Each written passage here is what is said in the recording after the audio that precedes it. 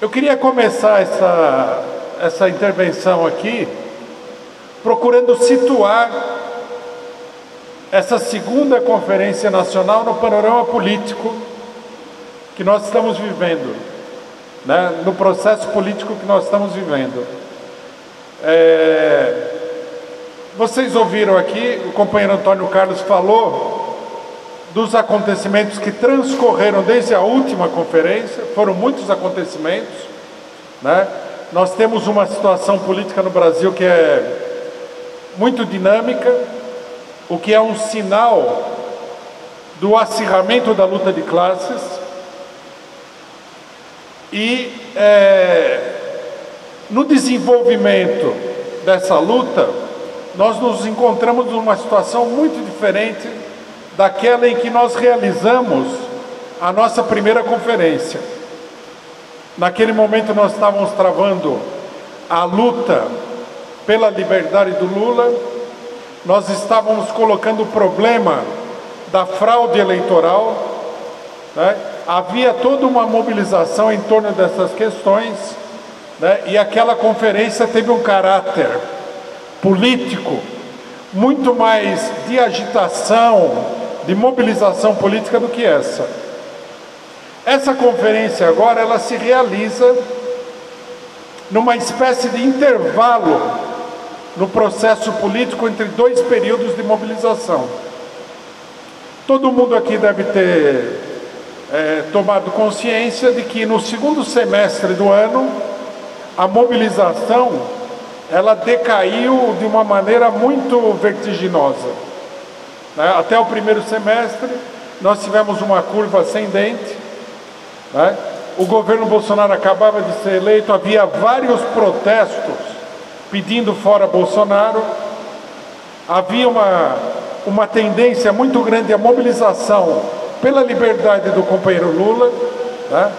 E no segundo semestre, esse movimento, ele fez uma linha declinante bastante abrupta, que conduz à situação que nós estamos hoje, né? Os companheiros devem ter notado também que o nosso esforço no segundo semestre por despertar uma mobilização pela liberdade do Lula não foi acompanhado pelo conjunto da esquerda, né? Então, nós temos que situar essa conferência aqui num momento, digamos assim, de reflexão política, um momento onde se torna necessário fazer um balanço político daquilo que foi feito nesse ano que passou e discutir quais são as coordenadas gerais e as propostas políticas e organizativas para o próximo ano, né? Nós nos encontramos nesse sentido no momento em que a mobilização está tendo uma baixa temporária.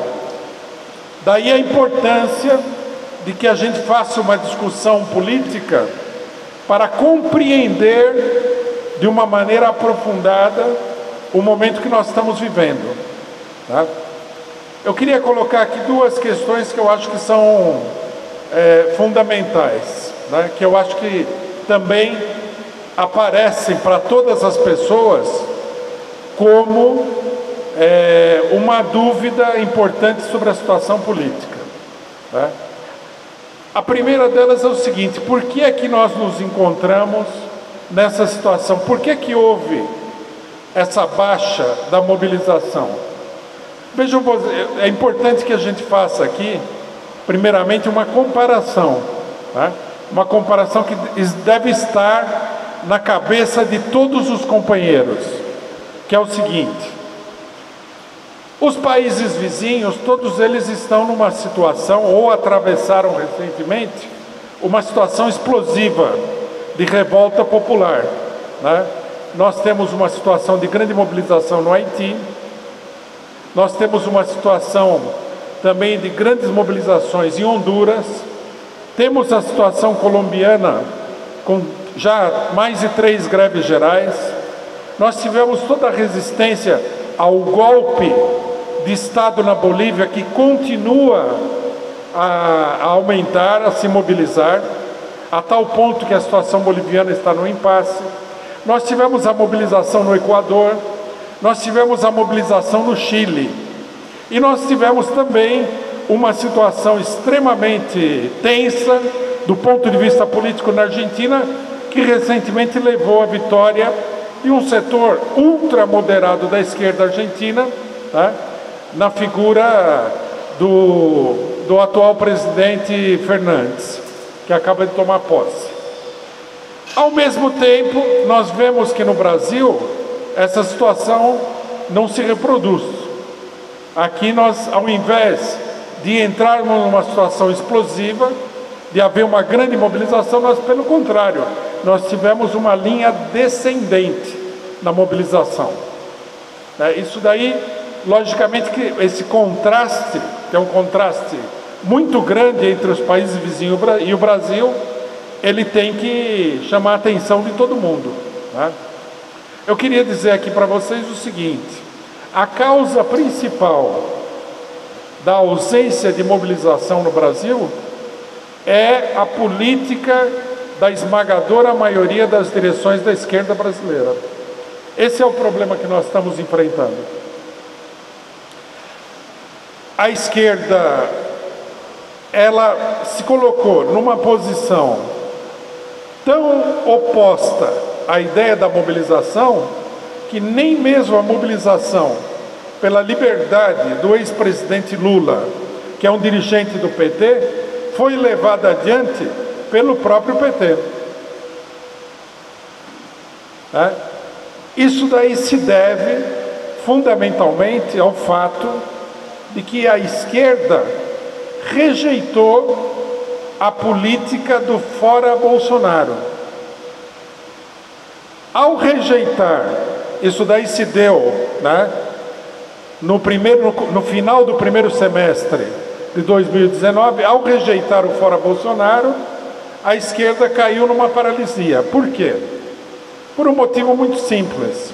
Porque à medida que no primeiro semestre foram realizadas mobilizações, as mobilizações deixaram absolutamente claro que a tendência geral da mobilização era a um confronto com o governo Bolsonaro. Em todas as oportunidades, no início de 2019, que se reuniu uma grande quantidade de pessoas nas ruas, mesmo que essa reunião não tivesse um caráter declaradamente político, se manifestava a tendência de luta para retirar o governo Bolsonaro. À medida que a esquerda se lançou numa política de evitar o confronto com o governo Bolsonaro, substituiu essa política pelo que foi chamado de política de resistência ao governo Bolsonaro, quer dizer, se colocou formalmente, do ponto de vista das formulações políticas, numa posição extremamente defensiva, ela caiu numa total paralisia, que é o que nós vimos no segundo semestre. A ideia de que o movimento poderia ser levantado através de reivindicações parciais, de reivindicações menores, que essas reivindicações menores seriam mais fáceis para fazer o movimento evoluir, se revelou completamente equivocada. E a política de resistência acabou se transformando numa política de completa paralisia, que é o que nós vemos hoje. Não escapa a nenhuma pessoa o fato de que o cenário político brasileiro é muito distinto do cenário político do resto da América Latina. E a grande explicação está nesse problema, né? Na política das direções. Nós temos que levar em consideração, quando a gente fala em política das direções, que não se trata de um problema de liderança parlamentar. O PT, por exemplo, não exerce sobre as massas uma liderança meramente parlamentar. O PT controla a Central Única dos Trabalhadores. A esquerda, essa mesma esquerda, que tomou a decisão de não fazer evoluir a luta contra o Bolsonaro, ela controla, ela dirige a maior parte das organizações representativas de massa no país, de forma que uma política definida em caráter geral de não enfrentamento com o governo Bolsonaro influencia, né, e acentua a paralisia do conjunto das organizações sociais. Não é um fenômeno de imprensa, não é um fenômeno parlamentar, não é um fenômeno meramente de discurso.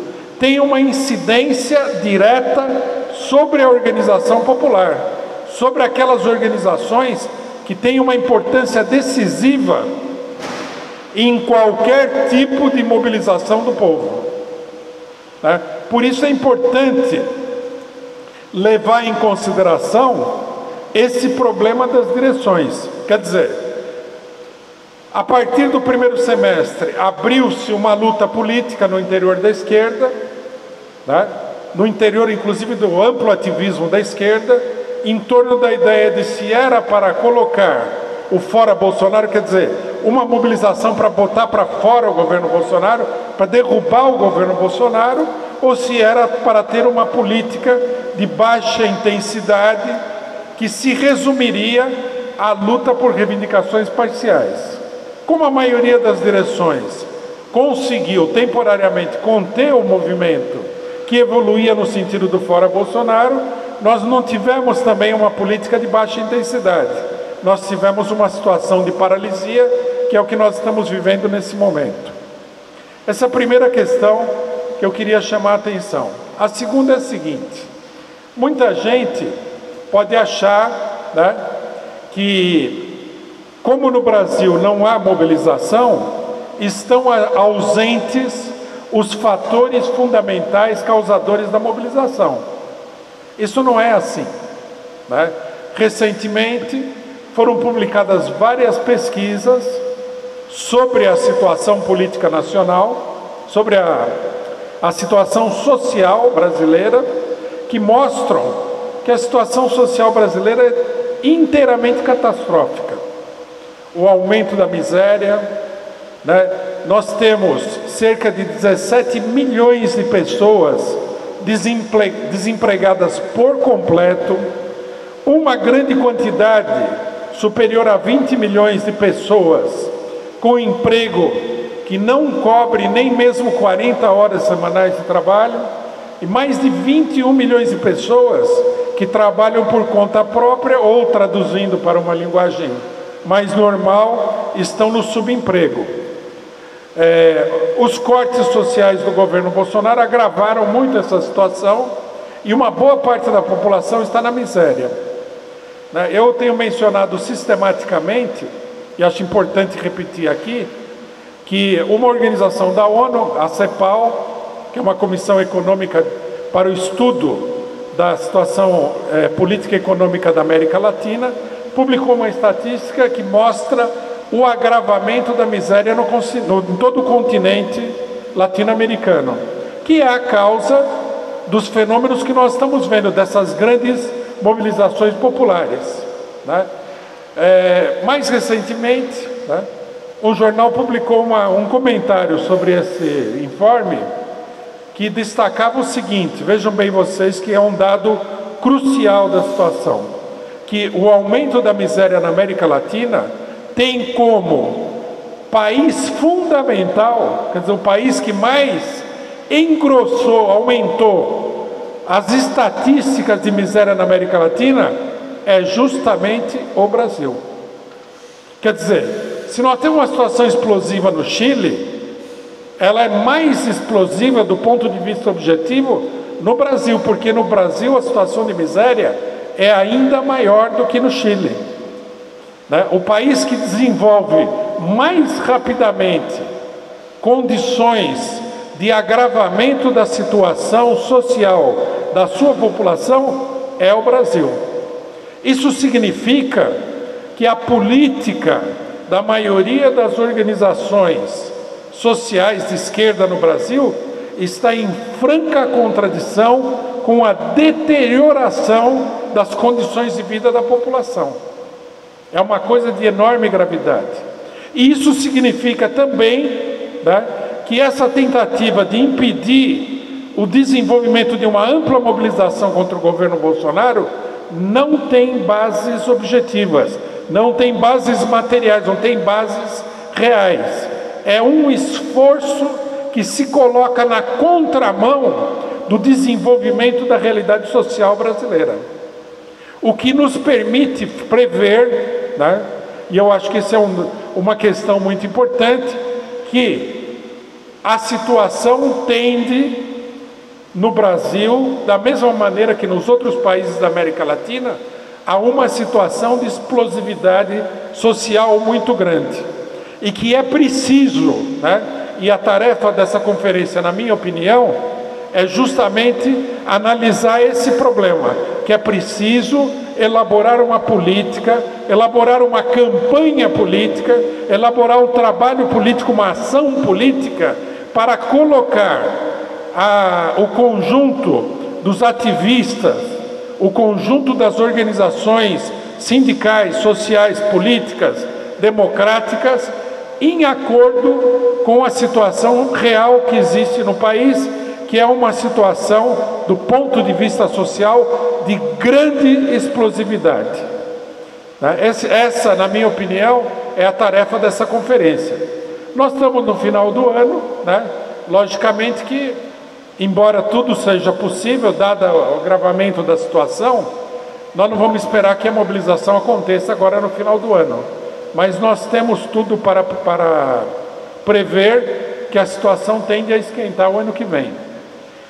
Diante desse fato, eu queria colocar um segundo problema, que eu acho que também é uma discussão muito importante que a conferência deve analisar, que é o problema das eleições do ano que vem. Quer dizer, como encarar as eleições do ano que vem? Qual é o papel, né, dessas eleições na luta política geral do povo? Que influência vai ter? O que é que ela vai determinar em termos, né, do desenvolvimento da luta política no Brasil? Bom, em primeiro lugar, queria destacar o seguinte fato, que há toda uma tendência, né,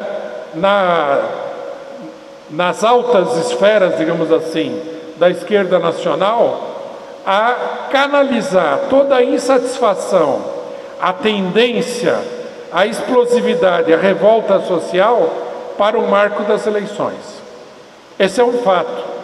A gente pode gostar ou não gostar, mas é assim que a situação está evoluindo. Todo mundo aqui já ouviu uma colocação que é comum em boa parte da esquerda, que é a seguinte: vamos resolver o problema do Brasil em 2022. Né? Ou seja, vamos resolver o problema do Brasil através das eleições. E, logicamente, que as eleições de 2020, no ano que vem, são encaradas por esses setores como uma etapa para a eleição de 2022. Uma coisa relativamente óbvia. Né? Então, a ideia de todo um setor da esquerda seria o quê? Vamos canalizar a revolta popular para um voto esquerdista na eleição, aí nós conseguimos um grande resultado eleitoral, e diante desse grande resultado eleitoral, a direita vai recuar. Esse é o raciocínio geral de uma boa parte da esquerda. Né? Eles acreditam que assim é que as coisas vão se desenvolver. Bom, o que nós temos que chamar a atenção sobre esse raciocínio é que, primeiramente, ele não tem fundamento na realidade política, no desenvolvimento político de nenhum país. Né? Vamos pegar um caso latino-americano, a gente poderia pegar muitos casos do mundo todo, inclusive a recente eleição inglesa. Vamos pegar um caso latino-americano que é mais próximo da nossa realidade. Vamos pegar dois casos que eu acho que exemplificam bem a situação. O primeiro é o caso da Bolívia. Na Bolívia, né, ficou absolutamente evidente que o ex-presidente Evo Morales, que concorria para um novo mandato na eleição, era franco favorito na eleição. Digamos assim, do ponto de vista eleitoral, era o Lula da Bolívia. Aí ele foi para as eleições e ganhou as eleições. Né? Durante as eleições, a direita lançou, sem ter fundamento nenhum, eu sei que muita gente ouviu coisas da imprensa, até gente de esquerda falar que a a eleição foi irregular. Isso é uma total falsidade. Não houve irregularidade nenhuma, ou nenhuma. Toda eleição tem suas irregularidades. Não houve nada de excepcional na eleição boliviana. A direita levantou essa denúncia totalmente sem conteúdo, sem fundamento da fraude eleitoral, realizou uma mobilização com grupos armados organizados pela extrema-direita e forçou, né, o partido no governo a renunciar. Tudo bem, né?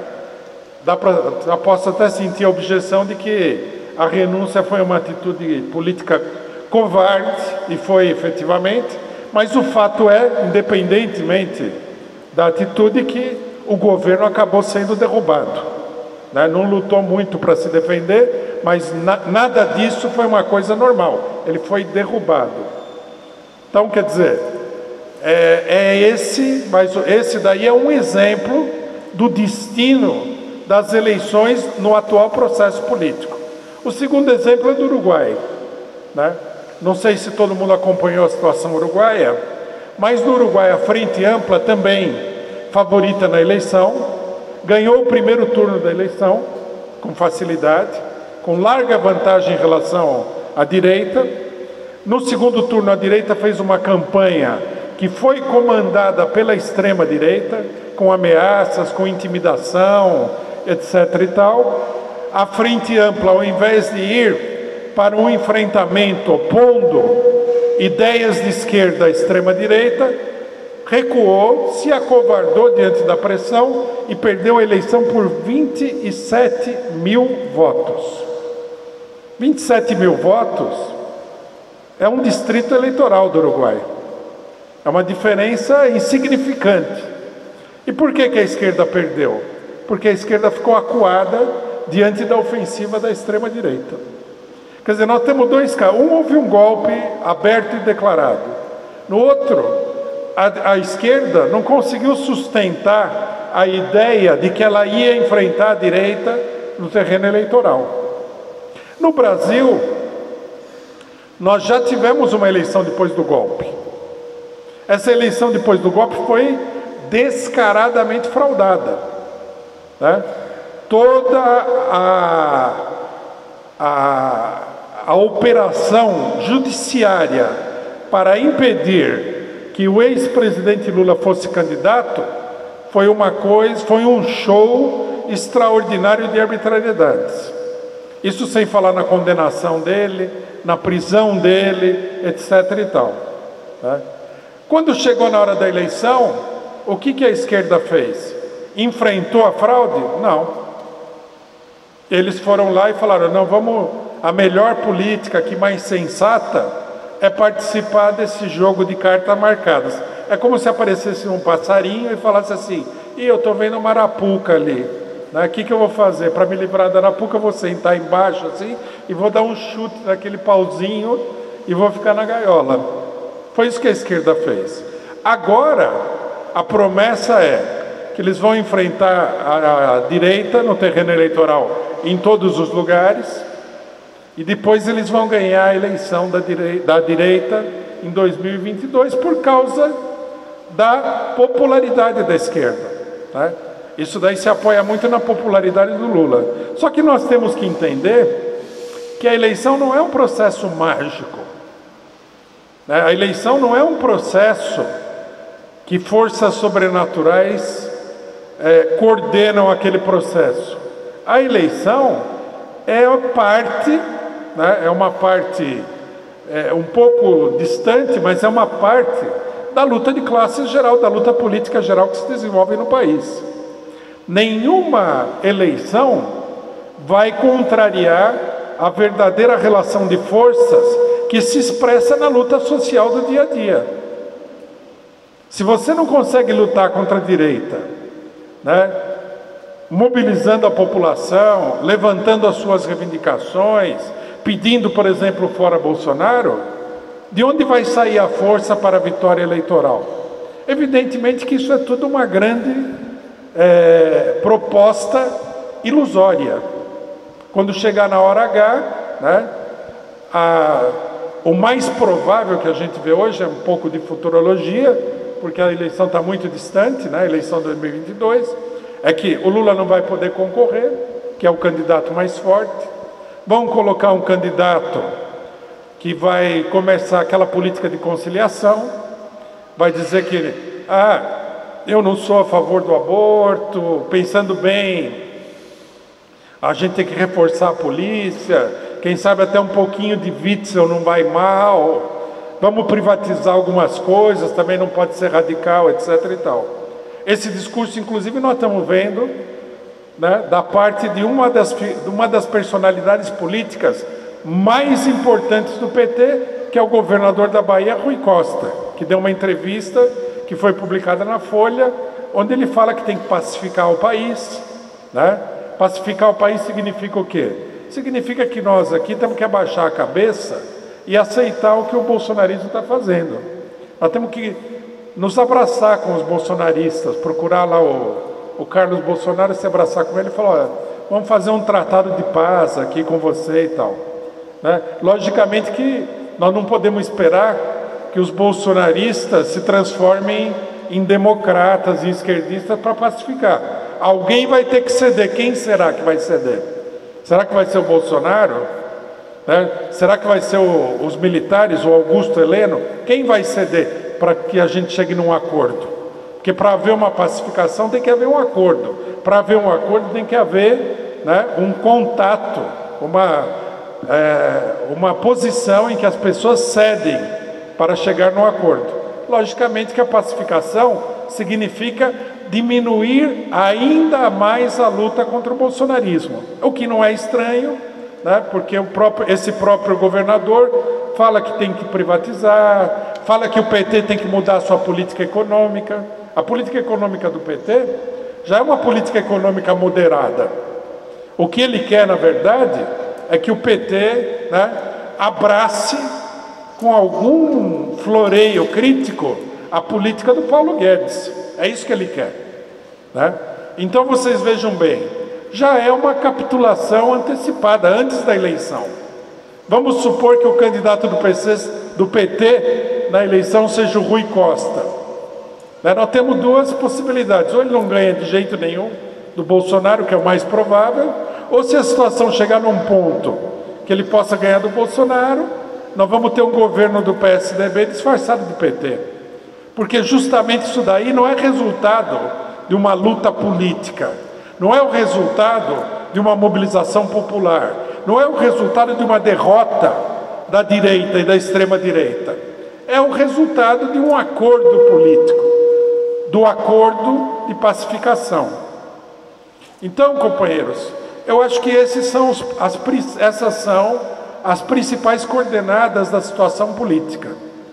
Eu imagino que muitos companheiros olhem com certo desalento a situação, porque não acontece nada. Mas eu gostaria que todos considerassem o seguinte: isso é uma situação temporária. A maioria dos partidos de esquerda, eles estão divididos entre a política de lutar pelo fora Bolsonaro e de não lutar pelo fora Bolsonaro. A maioria dos partidos de esquerda está dividida entre a ideia de mobilizar ou chegar num acordo com os golpistas. E isso domina o cenário político. Então, nesse sentido, né, apesar do ano eleitoral ser um ano onde se procure canalizar toda a mobilização para o terreno eleitoral, é possível mobilizar para transformar o ano eleitoral num ano de crescimento das lutas populares e fazer com que as eleições expressem as lutas populares, com que os candidatos da esquerda sejam porta-vozes da eleição, não de uma perspectiva de simplesmente eleger fulano ou beltrano, ou de chegar num acordo com a direita, mas de uma política de impulso à mobilização popular. Eu proponho, todos os companheiros estão reunidos aqui, que a gente faça uma ampla discussão sobre isso, que a gente discuta bem o programa que está sendo proposto, que foi proposto na declaração de convocação da conferência. Vocês vão receber esse documento ainda, que a gente discuta esse programa, que é um programa enxuto, que fala do fora Bolsonaro, das 35 horas semanais, do problema da Constituinte, do problema das privatizações, e que nós nos preparemos, e essa preparação, nesse momento, é uma preparação intelectual, é uma preparação de ideias, é uma preparação de consciência, para que nós possamos, no ano que vem, organizar uma grande mobilização popular para colocar nas ruas as massas que efetivamente querem se expressar na luta pelo fora Bolsonaro. Muito obrigado, companheiros.